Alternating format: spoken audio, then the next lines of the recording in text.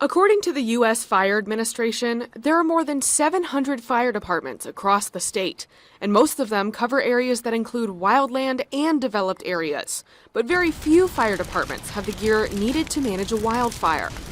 In the wildland, you have to be out and mobile, oftentimes maybe walking, potentially miles at a time, and wearing that big, heavy equipment can be very cumbersome and quite taxing on a person. That's where the DNR is looking to help. Nearly $416,000 in grants could go to over 100 rural fire departments in Iowa.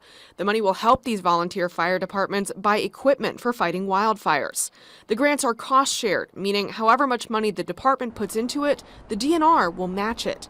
Walker says that even though Iowa's wildfires don't get as much attention as the ones in California, they're still dangerous. Especially this fall, we saw some really high wind days and high temperature days, and those kinds of days mixed with low humidity is ripe for what we would consider a large event potentially in Iowa, where a fire could burn hundreds of acres in very little time. In particular, the grants are aimed at helping rural fire departments, as they often have less funding to cover wider areas. And while the funding won't roll out until next summer, Walker says he hopes to see all eligible fire departments apply. More information on how to apply will be with this story on KCRG.com. In Cedar Rapids, Abigail Curtin, KCRG TV9 News.